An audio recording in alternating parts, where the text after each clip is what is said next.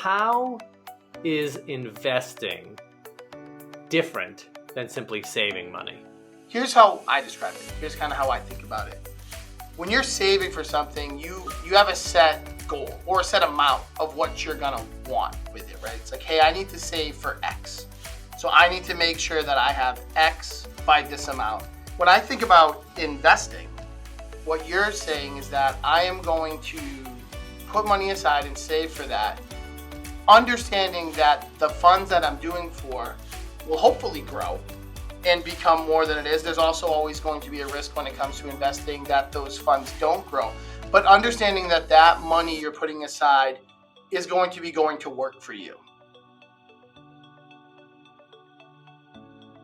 Hey everyone, and welcome to the MEFA podcast. My name is Jonathan Hughes, and you just heard from our guest on the show today, Cory Latham from Fidelity Investments. And we are going to talk all about college savings today. Well, in fact, we're going to talk about college investments today. See, part of opening a 529 plan is you have to pick your investment strategy. And that really confuses a lot of people. It confused me when I was opening mine for my son. What we're going to talk about today is just kind of the basics of investing and why this is an investment vehicle. What kind of investment questions are you going to have to answer, and how you can make sense of this if you are not a seasoned investor, like I am not a seasoned investor. I'll be back with the wrap up later on, but please enjoy this conversation on college investing. Now let's hear from our guest. I am Cory Latham. I am Managing Director at Fidelity Investments and a state relationship manager, specifically for the U.Fund and the Attainable savings plan. I have been at Fidelity. This is my 20th year. Great, thank you so much. And as I just mentioned, we're so excited to have you on because we are such good partners, MEFA and Fidelity. And so I was wondering if you could explain a little bit about how MEFA and Fidelity work together. Yeah, absolutely. So the way that it works with both 529 plans, also with ABLE accounts, is that there's a state sponsor. So in this area, MEFA would be the state sponsor of both of those plans and those programs. So us at Fidelity, we work as the program manager. So in our role of the program manager, we manage the investments within each of those different plans. And also the operations and the customer service aspects of those plans as well. So that's the collaboration that we have between MEFA and Fidelity.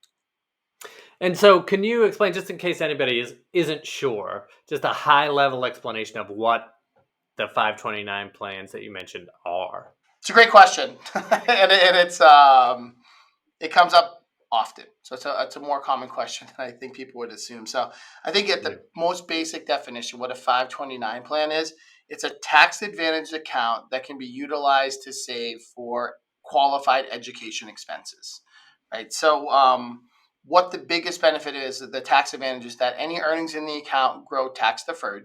And as long as they're utilized for a qualified education expense, those withdrawals are tax-free. So, and what's interesting with qualified expenses, I think a lot of people tend to think tuition, room, board, those do qualify, but there's also expanded uses of what the 529 can be used for, and we can touch on that. But it is a lot broader than just simply those three. So, a lot in the last couple of years have gone towards making it more open in what you can use a 529 plan for. So, definitely something that's exciting for those with accounts. We're talking about investing here today, right? Yeah. So how is investing different than simply saving money? So that's a great question. And it's one that I've actually spent a lot of time thinking about because in many ways, they're the same. And I think those words can kind of get used interchangeably. Saving for college, investing for college. Here's how I describe it. Here's kind of how I think about it. When you're saving for something, you have a set goal or a set amount of what you're going to want with it, right? It's like, hey, I need to save for X. So I need to make sure that I have X by this amount. And that's kind of a savings type goal.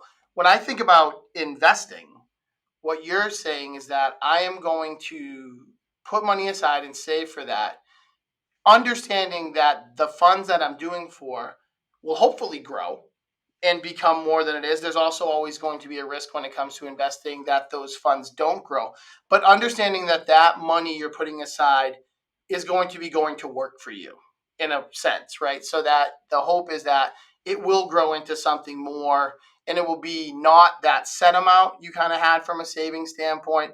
It'll be more along the lines of hopefully more than what you would put in. So there's all kinds of different strategies and portfolios that come in place when we're talking about things like investing that I know we're going to spend some time talking about today. I'm happy to dig into all of that stuff, but it's a little bit more in depth. But that's simply put, what I would say is savings. You sort of have a goal set amount.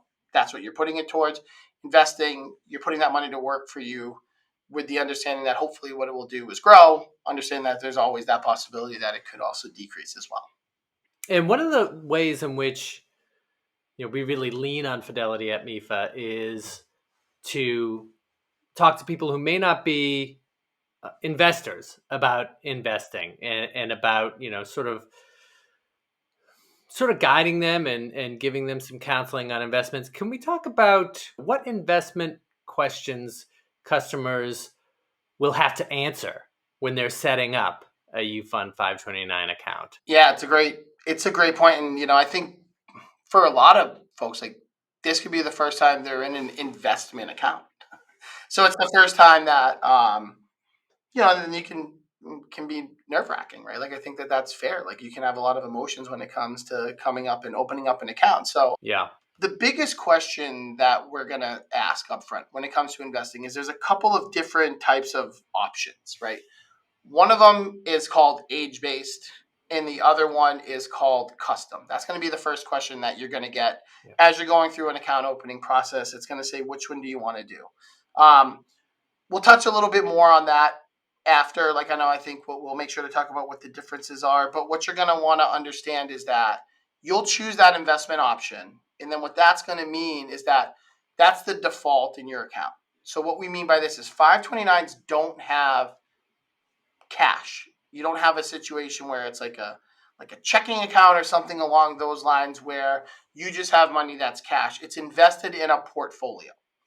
So since you're going to be invested in a portfolio, you do have to make that choice. Once you make that choice in your, when you're going through the account opening process, what that means is that any money that you send into that account, any additional contributions that you make, those will be allocated into that investment choice that you made. So once you've made it, it is in there. You do have options to be able to adjust it. And there's some regulations that come in place that I can talk through about how those work. Yep. You can always choose to invest in something different. But really what it's going to come down to is your choice between an age-based or what we call custom. And what custom means is there's different strategies within the 529 portfolio offerings that if you're comfortable making investment choices or that's what you want to do, you could go in and really pick the different portfolios that you would want to have, that you would want to be invested in. And can you explain a little bit what a portfolio is? Because I'm trying to. Yeah. Yep. So I'm looking at this through the eyes of someone, and I'm talking about myself personally, who really doesn't know much about investing. And I am a U.Fund customer, as you may or may not know. But really, I'm not savvy when it comes to investing. So I think, like a lot of people, I don't know really what you mean when you say portfolio. That's a great point. and I appreciate you bringing it up because I think a lot of times we are so comfortable with the space and talking about it that oftentimes you want to make sure that you're, that you're making sure that you're providing the context that's needed. So when we say portfolio, what that is that's a group of mutual funds that are put together and based upon what is the goal of that, they will be put to work together as a group to be able to meet the goal of what is the larger portfolio. So the portfolio, it might make sense if I talk about what those portfolios are. Yeah, exactly. I think that might help however give you a think little it's bit more best. clarification. Yeah, so I think an age-based portfolio, right? What is that? That is a portfolio that's mapped to the beneficiaries anticipated year to start college. So what we basically say is that if you're born on X date, the expectation is you're going to start college on this date. There's a portfolio that is built to be able to manage through those years for you. And how those are built are that earlier on, the further away that you are from needing the funds, those funds tend to be more aggressive because you have more time before you're going to need them. So you want to take advantage of that growth. So you're a little bit more aggressive as you're getting closer to needing the funds. Then they're going to become more conservative because really what you want to do is really focusing more on the preservation of capital. Right? You know you're going to need to use it in the next couple of years. So an age-based portfolio will use the funds that are built inside of it, and it will adjust over time to meet those different goals. So that's how the portfolio works. So it's a group of mutual funds that are built, and the portfolio managers will work together so that it's going to meet that goal of, again, being more aggressive up front when you have the longer time horizon to be able to invest, and becoming more conservative when you're going to start needing to withdraw those funds for those qualified expenses. That makes sense. With a custom, so what that is, so custom can include age-based. So if you want to add some portion of age-based, you can absolutely do that. But we have a couple other ones we talk about. So the first one's static. So what that means is that's a combination of equity, fixed income, and cash. That remains the same over time. So basically where the age-based changes as you're moving through that time horizon, as you're getting closer to the need for the use of the funds, and it's going to become slightly more conservative as it goes. Static will stay the same. So whatever strategy you want there, that doesn't change over time. That's built in, that will stay. Okay. We have individual, which is equity, fixed income, and those are things such as like a money market. So we said that we don't have straight cash, but we do have things like a money market position. We have a bank deposit portfolio. So you have options in there as well.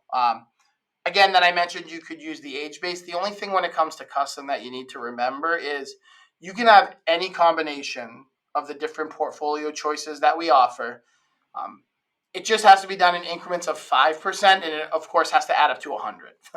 So we need to make sure that it's fully invested. So when you're going through the application to fill out your U-Fund and you get to the investment questions, if you pick custom, what will you have to do? What will you see? Yeah, it will then show you a list of the different portfolio options. And to the right of that, you'll have a free-form field that you can put in the different percentage that you would want. And they have, So and it has to be at least 5%. They all have to, it has to total up to 100%. A minimum of 5, yeah, and it has to go to 100. So if you wanted to do anything in increments of 5, anything that you would want to get into. But yeah, it would give you the list of the entirety of the portfolios. You would be able to choose which one you would want to be able to do. What happens if you opt into the age-based choice? Because there are options within that choice as well, right? Yeah, yep, there definitely are. So we have 3 different, we'll call them strategies in between each of them. First one is it's the Fidelity Fund strategy. And what that is, that's an actively managed Fidelity mutual funds.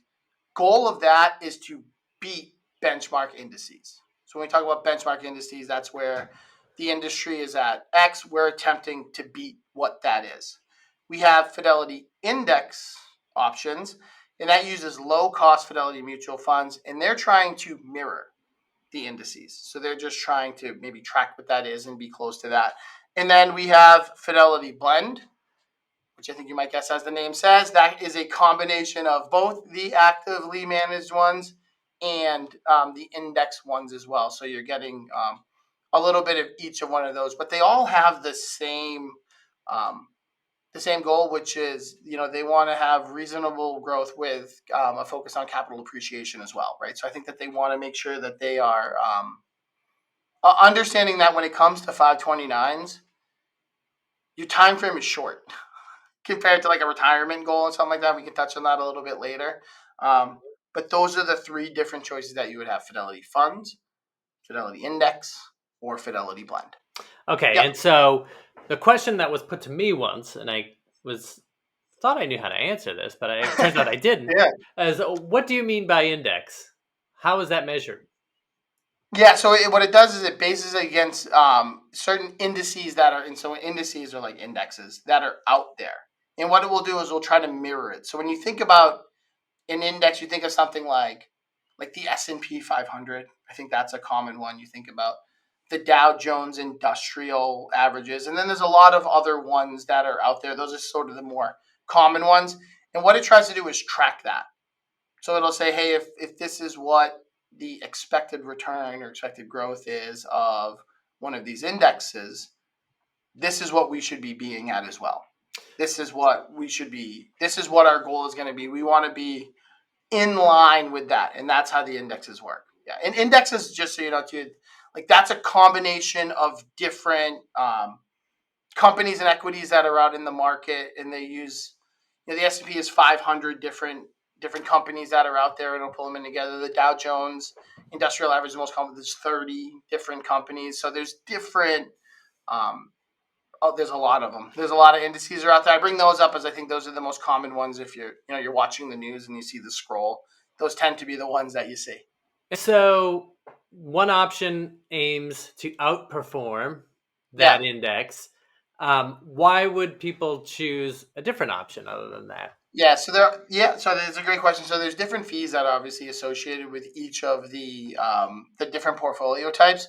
So that's a consideration that you would want to take into place, right? So as you're choosing what's the right option for you, and there's research that you can do on Fidelity.com, and there's a lot of it, so that the ones that are looking to outpace or beat those benchmarks indices, those do have a higher fee than the index fees, which are looking to track them.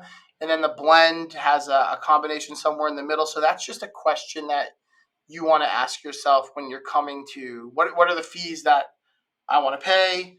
What are the goals that I want for that? And then those are questions, again, that you would want to ask yourself so that you're comfortable deciding if you are in the age-based portfolio, you're looking more for the Fidelity funds, the index, or the blend. But yeah, fees definitely come into play there. I just want to make sure people understand that these are not fees that you pay out of pocket, right? Correct. Yeah, so I think there are no fees associated with opening a U.Fund account, maintaining a U.Fund account, which I think is something that we're all really proud of. When it comes to the management of the portfolios, that's where there will be fees in play. So when it comes to the running of the program and the management of the portfolio, it is all tied into that, into those portfolios, and how that overall comes up from a return standpoint. But you're right, it wouldn't be directly debiting from your account. That's not something that we do. We're explaining quite a bit here, and what we really want to do is expand college savings to as many people as we can, right? Not everyone is an expert in the market or market savvy, so we really lean, as I said, on Fidelity for guidance in that effort. What kind of conversations do you have with those folks? Yeah, and it's a key point, right? I think that when it comes to the investment part of it, that people do get nervous, right? And I in my role, I think a lot about like barriers to entry. What's going to be a barrier to entry for someone to want to open up an account or invest in it or start saving for a beneficiary's education savings? And I spend a lot of my time trying to break those down. And I think that this is a key area where we focus on that as well. So I think in its most simplest fashion, the first question that we're going to get when it comes up, right? It says age-based or custom. We just say, for age-based, you want a professionally managed portfolio that automatically adjusts the asset allocation, so what's within the account, based on your beneficiary's age, then an age-based one might be right for you. If you prefer to choose your own mix of professionally managed portfolios that align to your risk tolerance and preferred investment exposure, then choosing the custom investment strategy could be for you. And I'll touch on that too. Like when we talk about risk tolerance, like that can sound like a large term. Like it can be a little intimidating to think about. That's basically it's how comfortable are you taking risk in your portfolio? Yeah. Are you comfortable in something that could potentially lose more, but as a result could also potentially gain more? Or are you someone who's not comfortable with that? So you want to lean more towards something that, doesn't have the same growth potential, but as a result, would be set up where, you wouldn't grow as much, but you also probably wouldn't gain as much. And those are, and like I've said a lot, like that's a personal decision. That's not something that we can tell you like, hey, you should be this or that. I think that's just where through education, through understanding, through asking questions, through really understanding your time horizon too. So that's another thing I'll bring up is when are you going to need the funds? You just mentioned it that child's still in elementary school, so that if the goal for that is college savings, then you have some time, which comes up quicker than you think. As I know, I have a son in elementary school too, and I think I did actually start thinking about having college conversations with him already. I don't know if that's just based on the role that I'm in or just whether that's the right time or not. But when are you going to need it, right? So do you need it now? And if you need it now, that changes the risk that you're willing to take with it. If you don't need it for 18 years or 15 years or whatever that time frame is, then you could ask yourself, are you more comfortable assuming a little bit more risk since you're not going to need it for a time frame? And again, like this is what we'll talk to you and ask you about, and ultimately hope that those are the kinds of questions that get you to the point where you're comfortable understanding that this is the decision that I wanted to make. This is where I wanted to go. And you can change it too. We'll let you know so that this isn't once you've made that decision that it's finalized. There are some rules in place to how often you can do that, but you do always have the ability to, make the change if for whatever reason your circumstances or something else changes over time. You mentioned risk before, and a lot of people are worried, especially those who are not seasoned investors, are worried that they're going to lose money or that there's a potential to lose money. So how do you counsel those folks? It's a common question, right? So this is a goal that comes up with, you want to invest for college. So we bring it up like you do have a shorter period of time, right? And I think that this is where this comes up a lot is that if you think about retiring, usually when someone opens the workforce, say they're going to have 40 years, some time frame until they're going to retire. When you open up a 529 account, you're not normally going to have 40 years until you're going to use the funds. It's usually a much tighter time frame. So I think that people can be concerned about risk since the time frame's a little bit shorter.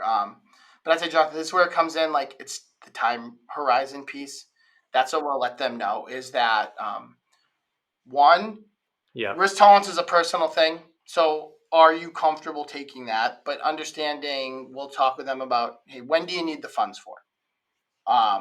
How much are you looking to pay for college? Like that's another question that can come up a lot of times is that, I think a lot of times this is back to that kind of savings investing conversation is that when savings, you really think like I got to save the full amount. But when it comes to investing for college, 100% is a lot. Like maybe your goal is to save 50% or whatever the additional number is. So what you really want to think about is first is that time horizon. When am I going to need the funds? Like, am I going to need them right now? Am I going to be able to have time to do that? But I do think something that we let folks know is that anytime you are investing, the possibility of loss does exist. It does, right? I think that's just a part of being in there. So the goal is to get growth, but it does exist. And you just need to figure out yourself what level of risk are you comfortable taking when it comes to making that choice. And you can choose to be aggressive, conservative, moderate, sort of those in betweens wherever you land. There's different sort of lines where you can fall, and then like we let you know though that's what it really comes down to is that comfortability you have when you're making that choice as to understanding that if I'm more aggressive, there's a possibility to lose more, but also the possibility to gain more versus if I'm more conservative, I will most likely not be gaining as much, but there's also the lower likelihood that I'm going to lose more of the what I've put in. Let's imagine someone hearing this Yep. and they're not invested in a 529 plan, and they're interested in doing so, but they are not quite sure. What could you tell those people to give them an accurate idea of what investing in the U-Fund can look like? I start by saying there's a lot of resources here to help you out with that. I know that that's one of the things that we both have to be able to help you as you're learning more about that. And what I always say, and I mentioned it earlier, is fear of investing, don't let that be a barrier to entry for you getting into the account. The reason why you want to set up this account is you want to take advantage of tax advantage, tax deferred growth, tax-free withdrawals for qualified education expenses, which we've mentioned have expanded throughout. That's the goal of setting up a 529. So if that's why you want to open one up, is to help pay for the education of whoever that beneficiary be, whether it be your child, your grandchild, your nephew, yourself. There's a lot of people who can be that beneficiary. That's why you want to open up the account. It's because what you want to be able to do is take advantage of those options that it has. We don't want the investing piece to be what holds you back. So that's the piece where when you get there, you still would want to have the goals of taking advantage for higher education savings. That's still there. But because you're uncomfortable with investing or you're cautious about it, don't let that be the barrier to entry. We have a lot of tools and information on our website that will help you do that. We have college planning specialists who you can reach out to that will have conversations with you about that. And then just learning a little bit about it and understanding it will help you out. And then we have the options. If you're comfortable choosing your own, there's that custom strategy. If it's more of an age based where you're saying, I'm just more comfortable getting into it and sort of that fund sort of changing its allocation as it gets closer, as it goes there, then that's what I'm going to want to be able to do. So I think there's a lot of different tools and education and options that will help people feel more comfortable, be in a better position to understand what it is that you are investing in. Well, we are going to, of course, link to our resources and your resources in the notes for the show. But before we go, is there anything else that you wanted to say? I'll just go back to it is that the benefits of this account are so broad and so impactful that you don't want to let anything to be something that's going to stop you from doing it, especially something that there are tools, there are resources that can help you become more comfortable and educated on. So you want to make sure that you're taking advantage of that and that, when you are looking to set up and save for those higher education expenses, as you mentioned, that the 529 is the plan that really is built out for that. All right. Thank you so much, Cory. Appreciate it. Thank you for having me. This is going to be our 529 day show. So happy 529 day to you. And happy 529 day to everyone who's listening as well. All right. Thanks, Cory. Thank you.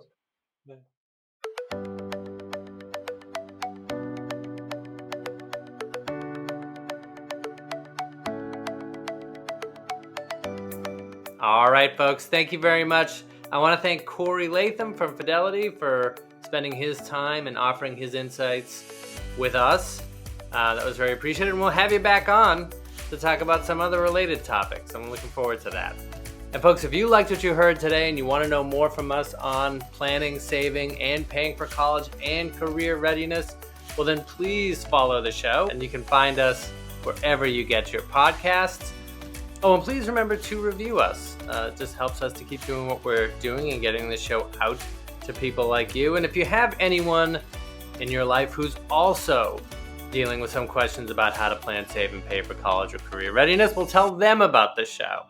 I want to thank our producer, Sean Connolly. I want to thank AJ Yee, Lisa Rooney, and Lauren Dance for their assistance in getting the show posted so you can hear it. Until next time, my name is Jonathan Hughes, and this has been the MEFA Podcast.